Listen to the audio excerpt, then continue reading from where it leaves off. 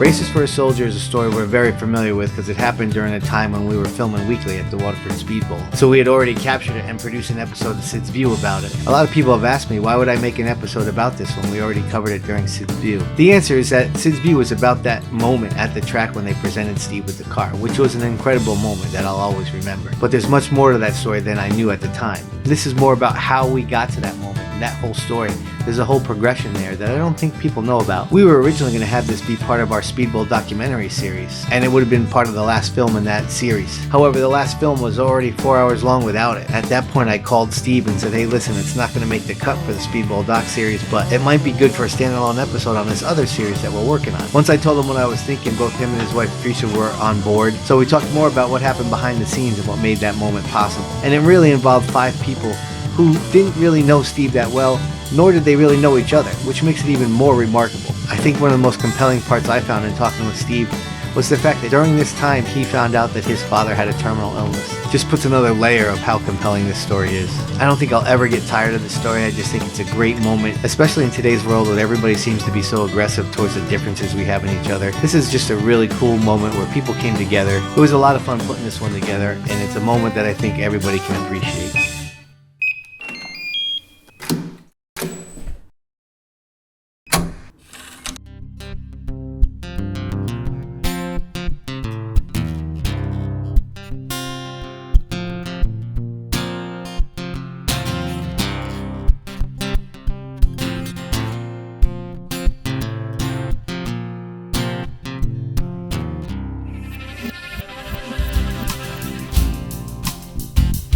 Born and raised in Norwalk, Connecticut. Brian McMahon High School, class of '85. My parents divorced when I was younger. Still had a good relationship with my father. My mother, obviously, I lived with my mother.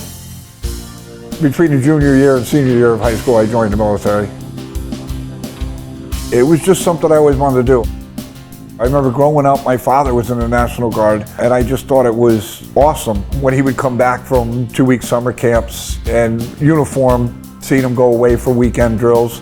Went in 1985, right after graduation from high school, active duty Army, was stationed in Germany for the duration of my enlistment, and that was awesome. I had met Teresa home on leave for Christmas, 1987, and I met Teresa at a New Year's Eve party. I was a nanny in Stamford at the time, and some friends of mine were invited to go to a New Year's Eve party. Now, I wasn't a big drinker at the time, so I was drinking like Smirnoff's Ice or something like that. And he had a rum and Coke, if you know what I mean. So I decided that I was gonna try and flirt, and I said, oh, what are you drinking?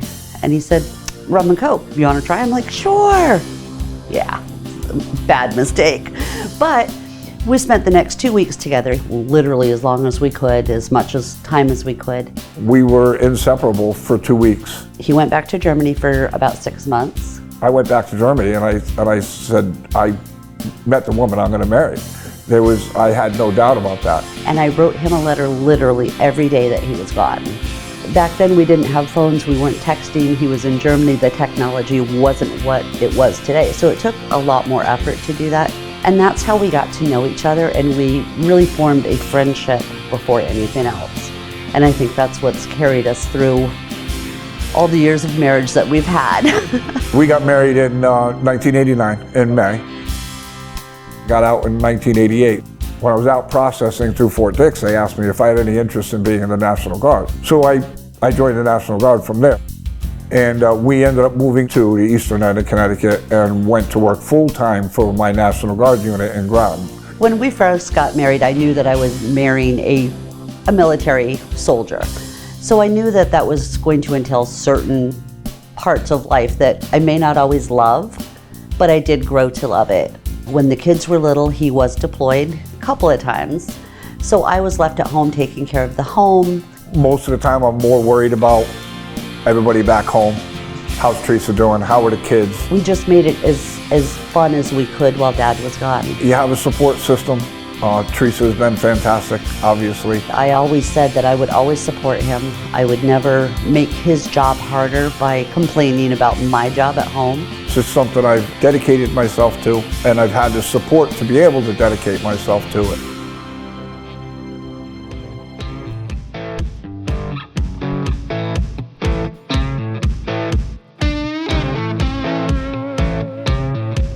My grandfather raced stock cars all over. I have a picture of his race car, and that's all I have. He would refuse to be in a picture with the race car. My mother had raced midgets. I never saw any of this other than black and white photos and coming across memorabilia sometimes. I used to go to Danbury Race Arena. We lived very close to the LaJoy's. I had a guy in my unit who raced the Speedbowl. I was helping him out. We would travel up on the weekends. Our unit activated in 1991 for Desert Storm. This guy that I had been helping, Jeff, deployed. He went over. I did not. It was around that time period that I started helping out Greg Moran full-time. And that really got me into racing, helping. He got out of racing in '92. And at that point, I was a spectator. We would bring the wrecker down there, help out on the infield crew. But other than that, I wasn't involved with any teams directly. I didn't start driving until 2000. Went up to Thompson. We ran there 3 part-time seasons, 2000, 2001, 2002. Moderate success for a rookie starting out. I had never run anything anywhere else, but we had fun. That was the thing. The end of 2002 season, I was activated and deployed for Iraqi freedom. I deployed in beginning of 2003. I got back, I took an entire season off. Prior to the 2006 season started, Greg Moran says he wants to build a Super X and run Wednesday nights down at the Speedbowl. So I said, I'll help you. I'm not gonna run my street stock, I'll help you with the Super X. And it was a blast. We decided at that point we were going to build a Super X and just run Wednesday nights. I still had the street stock. It was up on jack stands. It was off to the side. 2007 and 2008, we ran the Super X, won a few features, and I decided at that point that I wanted to convert my Thompson street stock over to come down to Waterford. So in 2009, we went down there with the strictly stock, and we started running Saturday nights at that point. And that's also where the nickname The Animal came in. And this would be 2008. Well, Matt Buckler goes around on his golf cart, talking to people, getting notes, whatever. He happened to be in our pit area. We were talking, and somebody else came up and said they couldn't believe the race we had had the week before. Coming through the field like that, you were driving like an animal. It was unbelievable. And Matt goes, Steve, the Animal Barrett. And that started it. Teresa went out, bought a stuffed animal. We mounted him in the car, and it stuck. So in 2012, we knew we were going to be going to Afghanistan somewhere around mid-year. We had already started doing some of the training that's required of us prior to deploying. So that was going to take up some Saturdays and Sundays. So we had decided we were going to run, but it was going to be a part-time deal, get a few races in before I leave. And one of those nights happened to be in April.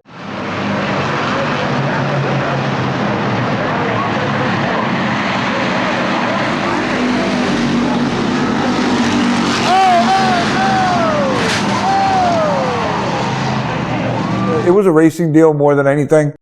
A couple of us got hooked together. I think it was a 3-wide deal coming off turn 4. And when we got hooked, there was nothing we could do. We were along for the ride. Slammed off the wall with the right front of the car pretty bad. That alone would have been significant enough for us to not run anymore that season. And then 2 other people piled in, nowhere to go, and absolutely destroyed the back end of the car to finish it off. Wow, Steve Barrett got So the night that Steve wrecked his car, I was working as a pit steward over in the South Pits. And as a wife, I've always kind of known that we've put the best of safety into our cars. So I was more worried about his safety, not so much the car. Cars can be rebuilt. The video from that night of it being on the wrecker, and you can see how bad it is. the whole back of that car is a mess. Wow. Look at that thing, Anthony. So at that point, we were done. We had people come forward. We can get this thing back on the track. A couple people offered up, if you need a chassis, if you need a frame. And at this point, it's late April, mid-April. There's really no sense. What little time I had before we left, I stripped the car down, I pulled the engine, I pulled the whole drivetrain, knowing we were going to need a frame. And that was the season. He was more worried about the car, knowing that he was getting deployed and that he wanted to be able to race when he got back, but he's not going to have time, because the race season's already going to be started by the time he gets home. The deployment wouldn't end until the season had already started in 2013, so there would be no rush to get it back out. We just didn't think it was going to happen, but in that moment, all he's thinking about is getting back and racing again. We just tore it apart, didn't do any kind of rebuilding at all, and in July, we were gone and into the deployment.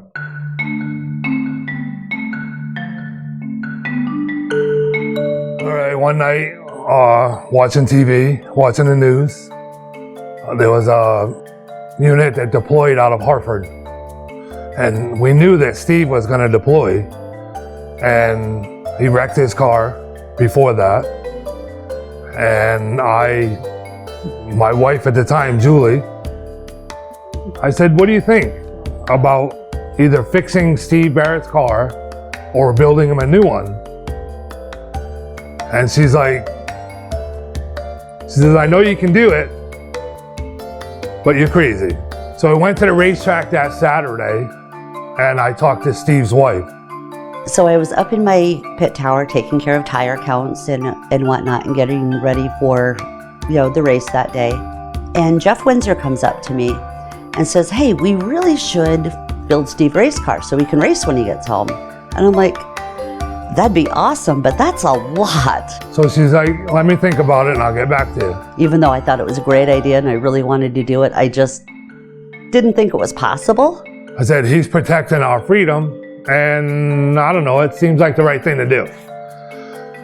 So she's like, okay, so what do you want to do? I said, well, I need to see Steve's car to determine if we're either going to fix it or if we're going to build a brand new car.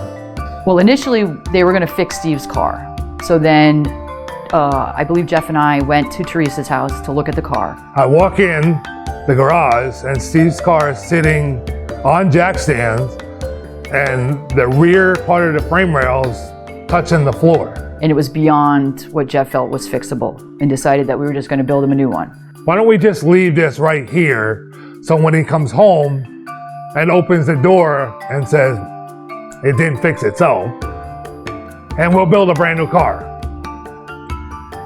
And Teresa just looked at me and like, are you for real? I said, yeah, we're gonna build a brand new car.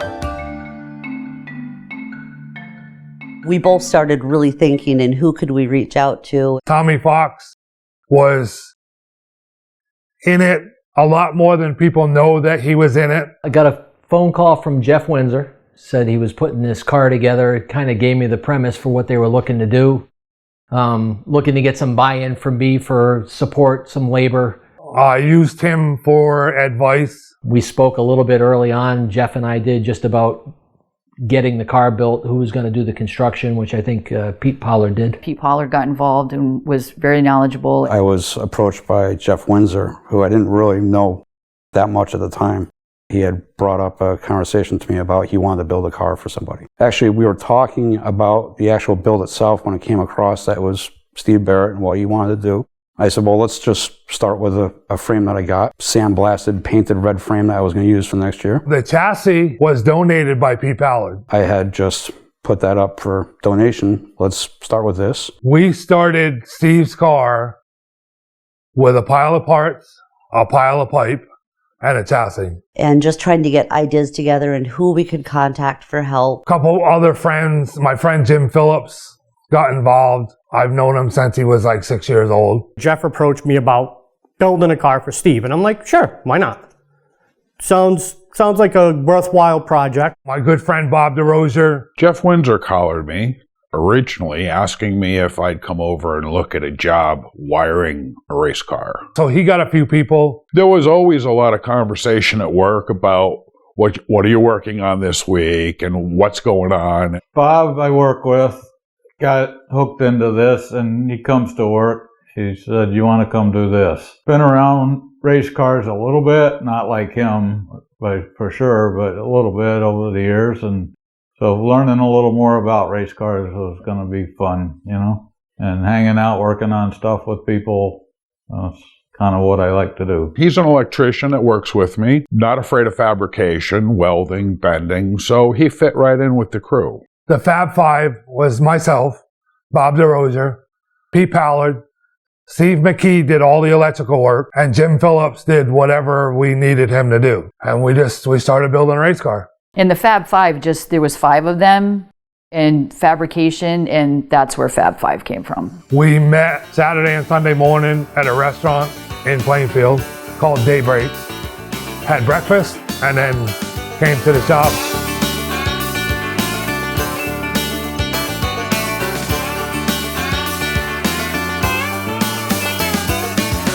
You know, first day I showed up and everybody was looking at me like, who's this? Because I knew the only person I knew before this was Bob, you know, so it was like, who's this guy shows up in our driveway, you know? It didn't take long before it sort of fit in. And it was just a nonstop working ordeal. Let's just keep moving, keep going.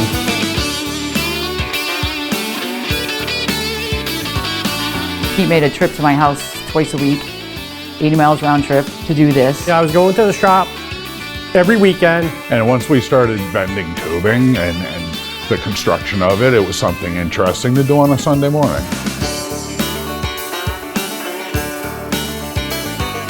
I needed a way to get information out to people. Teresa built a Facebook page that Steve couldn't see. It was deep undercover. You couldn't search the title, it was private. Fortunately, you can block somebody on Facebook, so, you know, a lot of activity on Facebook that Steve never saw. He did have Facebook access over there this time. It was a little different than the first time. So I really had to lock it down and make sure I blocked him. And the first thing I said on the group is, Steve cannot find this page, but do not talk about it outside this page. Kind of like Fight Club. You don't talk about Fight Club. And then we just used it to look for parts and ask for things.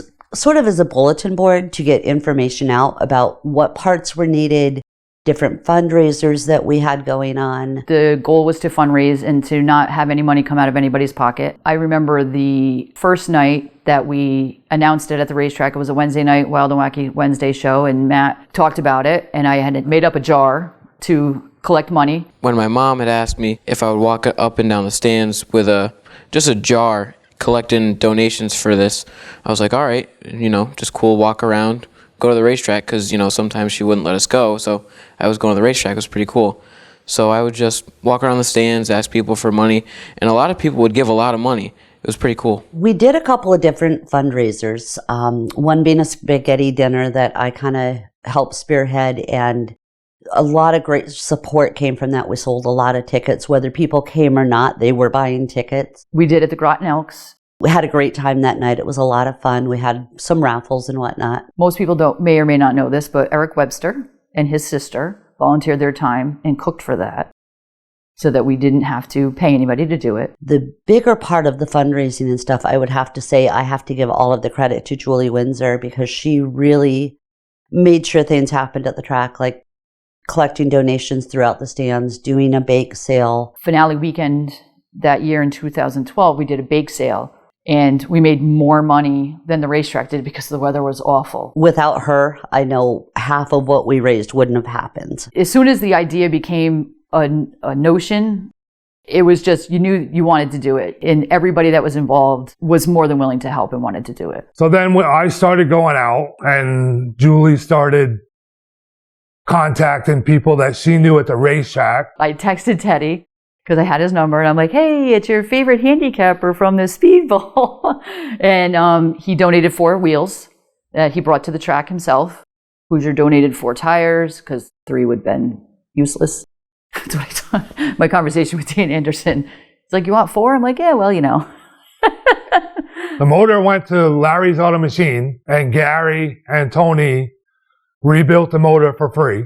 Another person that should obviously get great credit is Gary Espinoza because he freshened the motor for free. The transmission went to Mike Santermano. Mike rebuilt the transmission for free, and then I brought him everything for the rear, and he put it all together. So Mike did, quite a bit of stuff. Cargill, Chevrolet, Body Shop in Putnam painted the chassis and everything, and I painted the body after I had hung it.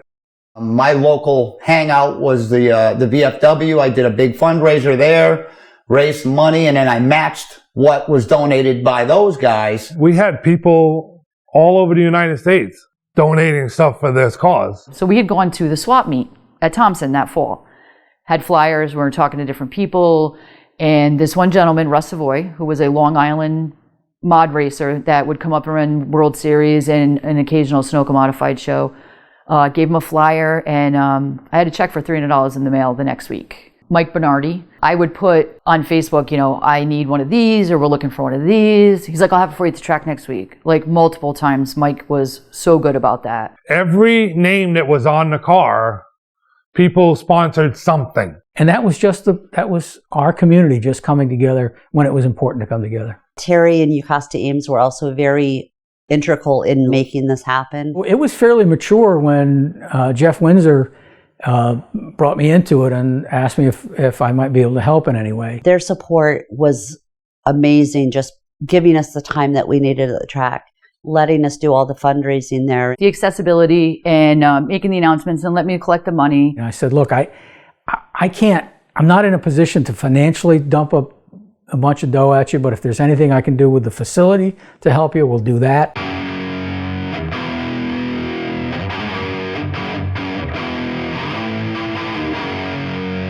So we all met at the Speedbowl.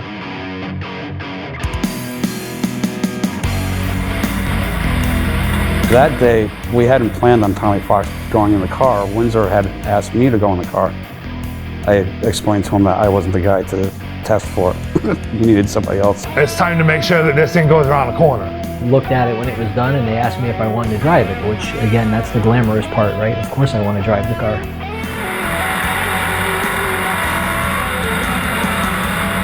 He got in the car, went about 10 laps. We had a problem with the brakes. We brought it back in, we fixed it. So Tommy tested it for us, which I kept that a secret too. And Tommy's like, yeah. He says, I think we can give it to him and he'll be okay. The car was done, it wasn't lettered, and there were so many sponsors and names and just trying to fit everybody's names, and it was a lot of work. Jeff lettered it. Sandy Hook had happened, so we had done a tribute on the hood to that. We put the logo on there and the flag, and because it was all very important to Steve. When we were in Kuwait in 2003, you weren't really in the thick of what was going on. Whereas 2012-13 deployment, Bagram Air Base, we were getting hit.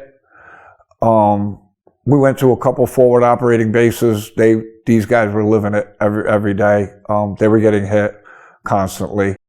It's tough when we're overseas. Obviously, you're away from friends, family.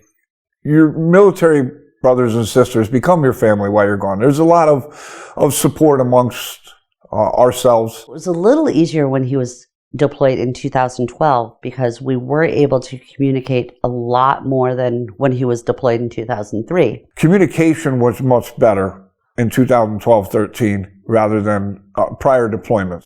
Internet was a thing. We were able to communicate via Facebook this time. Just messages back and forth, but at least we could communicate. Still no cell phone use, but you could get on a laptop. I could FaceTime with Teresa. I had to be super careful because I was so used to being able to freely talk about the car to people in person and whatnot. I had to be really careful what I said when we were on a phone call together, that I didn't bring up the car, what was going on. The whole time I was over there, I'm already planning in my head what I need to do when I get back as far as racing is concerned. So here we are, so excited because Steve's coming home. It's time. He's done his time over there. It's time to come home. The car's in a good place. And I get a phone call from his father's wife.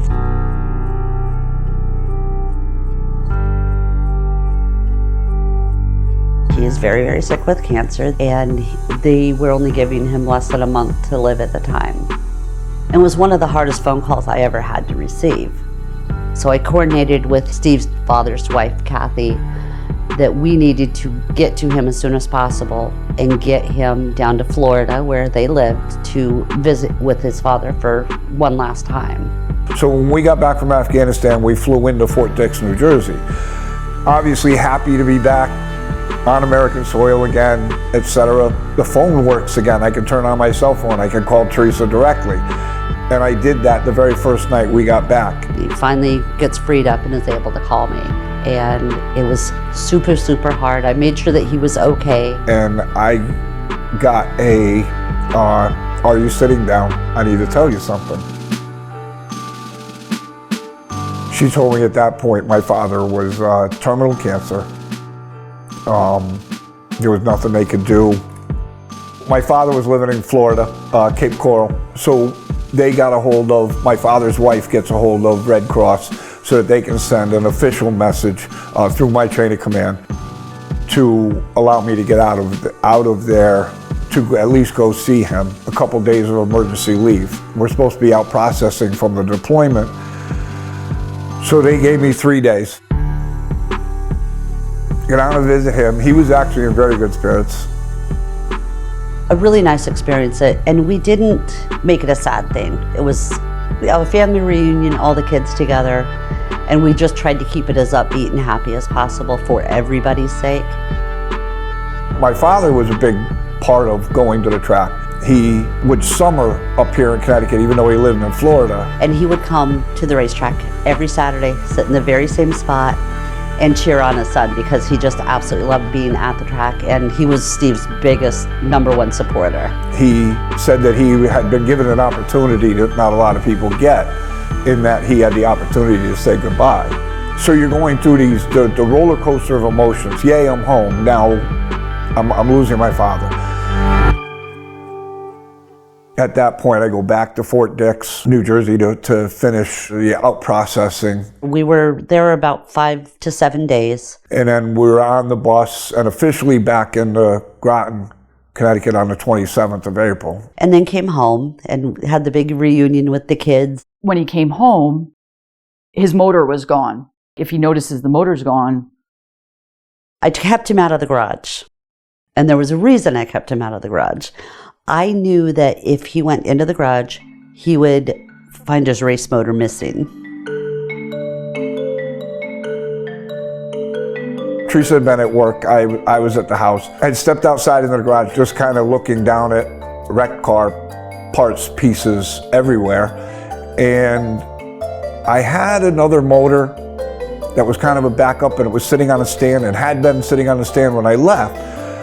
I had also pulled my primary engine, and that had been sitting on a stand, and I realized when I was standing there looking at everything, there's a motor missing. I'm convinced that my engine is missing. So I called Teresa. I get a panicked phone call from this man.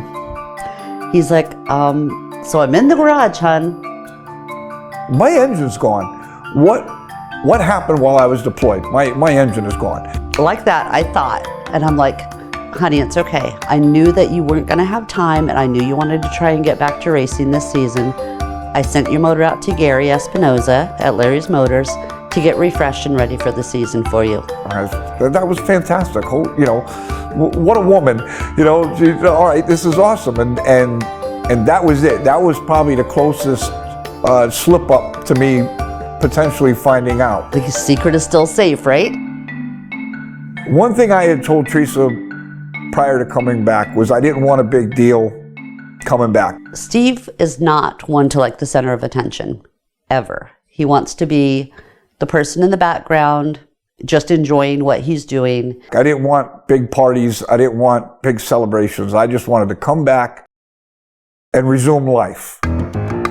So we're finally at unveiling day for this race car, and everyone's managed to keep it a secret.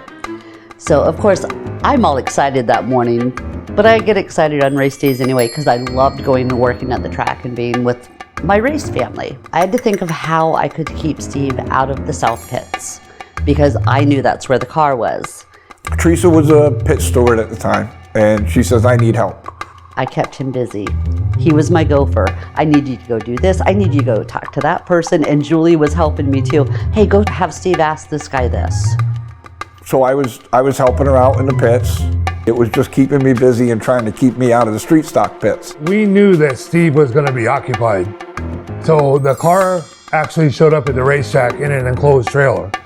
And when we pulled in, everybody thought it was Glenn Boss that was going to be racing because Glenn drove it down for us. On a normal Saturday night, I absolutely would have been down at the street stock pits. It was tough because he wanted to, because that would have been his normal routine. It was his first time back at the track after his deployment. Teresa had me helping line up cars when they were coming up, so I was seeing the guys, but I wanted to be actually over there in the pit area. He wanted to go see all of his guys, you know, and all the other street stock drivers and everyone else that he would hang out with in the pits on a regular Saturday anyway. It seemed like every time I went to go do something, there was something else that they wanted me to do or needed me to do. The heat races are gonna be lining up. I need you up here. Make sure that your order is correct. You know. And like I said, hindsight being 20/20, you know, you realize what they were doing now, but I didn't realize it then. We had to figure out how to get him out into the track for the unveiling. So Matt Buckler had come up to him and asked me if I would do a Pledge of Allegiance. Nothing big, just a little, you know, just national anthem, that's it, I promise. And how can you say no? How can you say no? So he didn't. I'm going to do it. I don't like being in front of a crowd. That's not me. Even though he didn't really want to, he did. He's a good sport that way. And at that point, I think, okay, because he always does his dedication every night to the men and women in the service. So I thought he's going to do something small and quick. Welcome back, Steve Barrett. That's going to be the end of it. I can deal with that. I'm okay with that. So that's how we actually got him out into the infield for the unveiling.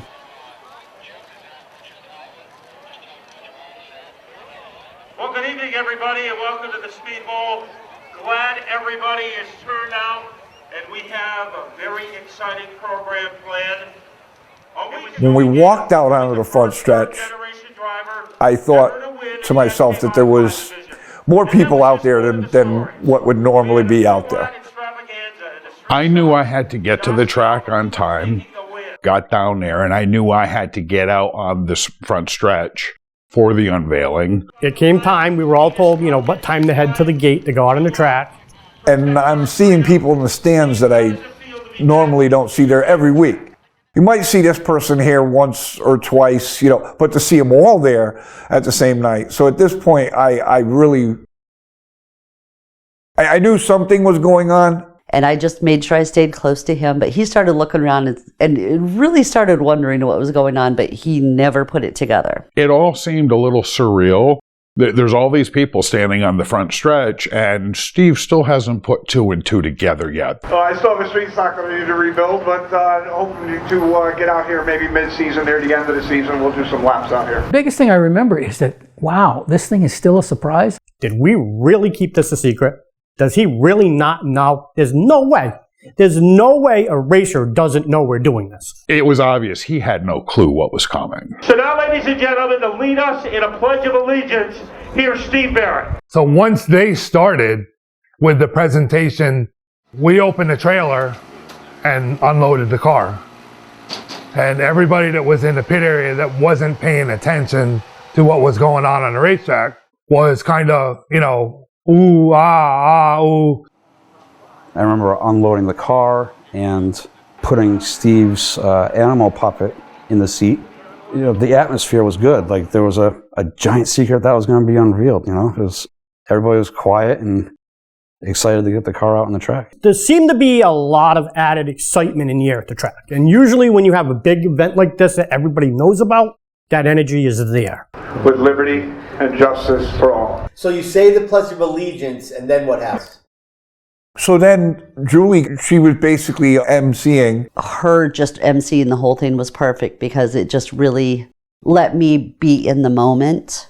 And I needed to be in the moment at that time. Our kids were there, you know, everyone that we loved was there. You have an idea in your mind of how you want everything to go, because I'm not big on public speaking. And, and I got the mic and I'm like, okay, can you all hear me? Hi, everybody. Can you hear me? Yep. All right. Steve, we have a little bit more going on here than just welcoming you home. I just told the story about how Racers for a Soldier became, and we did the gifts. We presented Steve with a U.S. Army crew shirt from Ryan Newman that was signed. I know a lot of you probably won't be able to see this, but what this is an autographed Ryan Newman crew shirt with the help of Charlie Pastriak and Gary Putnam, who used to be Charlie's crew chief. Me and one of our sponsors had gotten him a new fire suit with the animal on the back. So hopefully he likes it because he had no one say in what it looked like. The driver's suit, that blew me away. And they started giving him the gifts and stuff, and I'm like, I think we pulled this off. I was having a really hard time containing it at this point because I knew what was going to happen. The car was in the north pits. So we slowly moved the car down on the backstretch behind the scoreboard.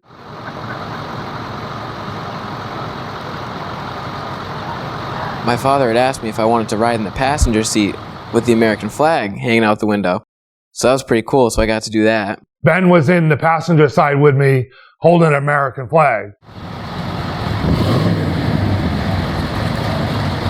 So Cohansey seen what was going on, and they actually moved the ambulance out. And if you watch the video, you'll see the ambulance pull up. Because if Steve would have turned around from where he was, he would have seen the car. Cohansey had moved to the infield with the ambulance and stuff to block the view so that if Steve happened to turn around, he wouldn't see it in advance. The timing worked out perfect. Teresa said she wanted us to renew our wedding vows, and fantastic, absolutely great. 24th anniversary on the 20th of this month. Will you renew our vows with me when we're at the hotel? Thank you, honey. So he couldn't see me coming out of the pit area.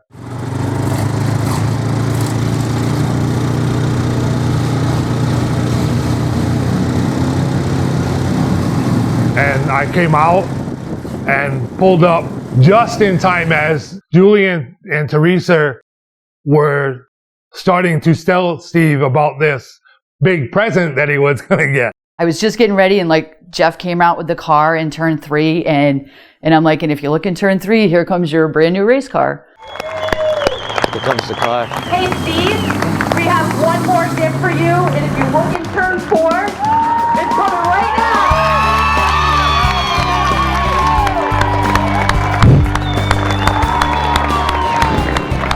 The jaw dropped and it was just amazing. When Julie said to turn around, here's your race car, it was just blew me away. Obviously unexpected and just incredible. And how was this all possible? I literally thought he was going to drop to his knees because he was just so blown away by it. For me, was subdued. I was numb, and the highs and lows of the past 2 weeks. It probably dulled what my reaction might have been. When I brought the car out and stopped, I got out of the car, and Steve was like,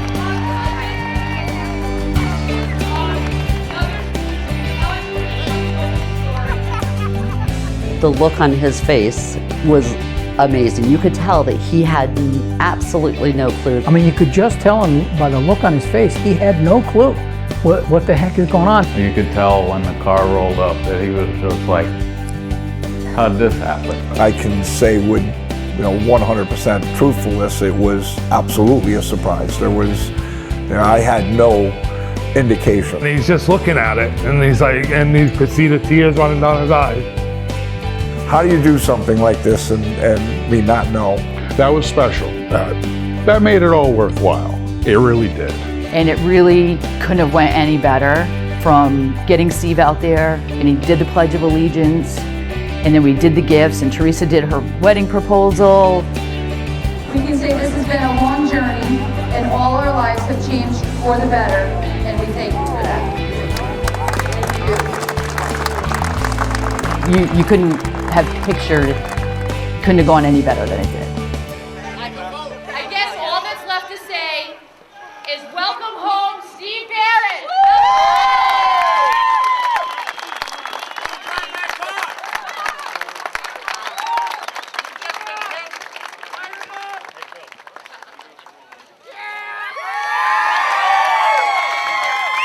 You could tell throughout the whole process, even after the initial unveil, and there was a bunch of pitchers involved and people on the backstretch.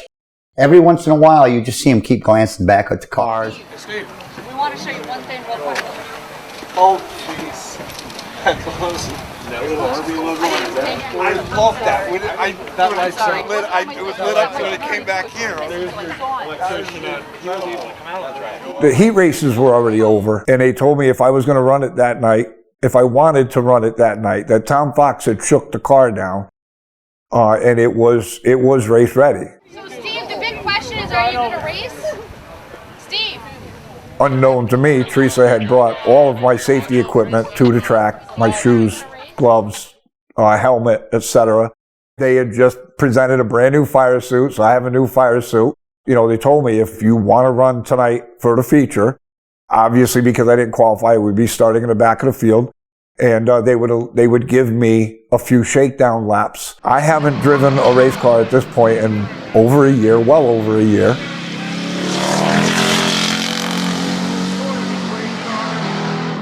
Felt pretty good just to get some of the shakedown laps in, and we ran it. The setup was a little off, not what I would normally run in the car, but again, it was about just trying to get comfortable again behind the wheel. The biggest worry in the back of your mind is don't mess this thing up. Don't wreck this thing. Do not, you know.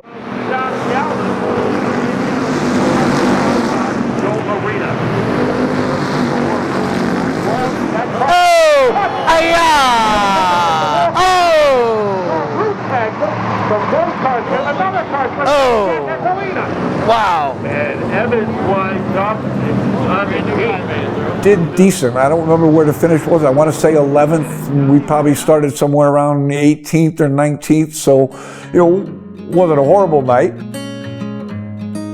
Oh, Steve's a gentleman. You know, he's just a good guy, funny guy. You know, would give you the shirt off his back. I have a great deal of respect for Steve. The night of the reveal, Teresa says, "Call your father." Of course I'm going to call my father, you know, share this with him. She goes, no, he knew. He knew this was going on. And it apparently was a pretty big worry when we went down to visit him. We had a huge fear that he would be talking to Steve on the phone before the car was unveiled, because he was on so many meds, being on hospice and whatnot, that we were afraid that he would let it slip. And he didn't. He never did. He never did. And so when I called him that night, you know, to share this with him, you know, he was obviously very happy.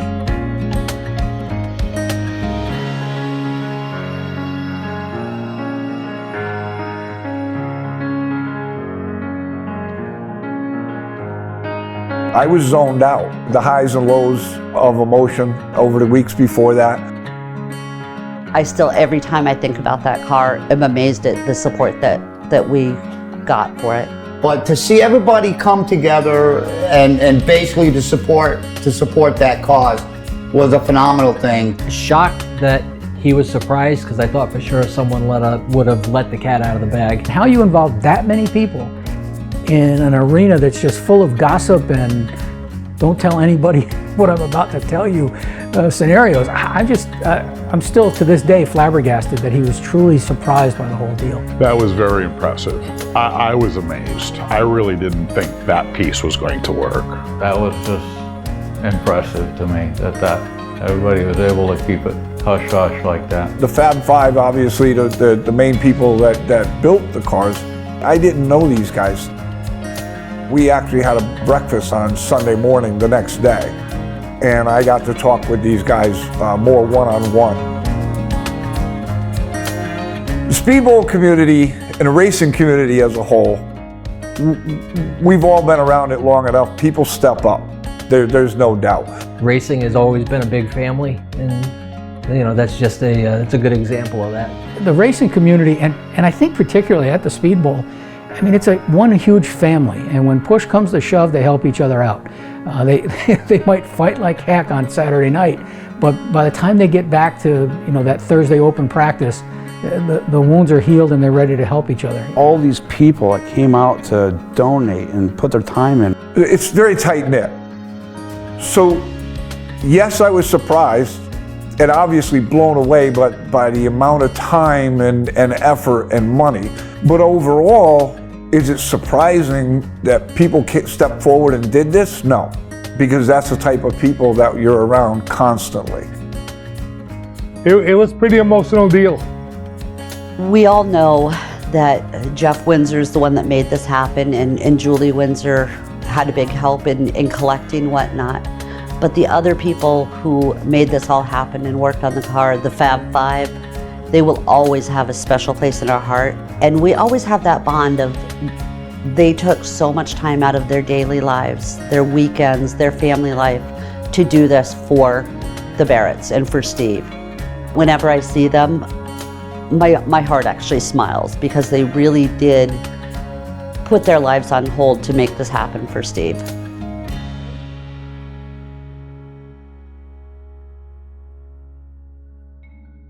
People afterwards in the street stock division who had come forward and said when I was around them that they were all seriously trying to avoid any kind of contact because they didn't want to be that guy, that person that messed this thing up for the first time. They had told me after the reveal that there was an entire Facebook page dedicated to Racers for a Soldier. That night, Teresa unlocked that Facebook page, and it was amazing what was going on in the background.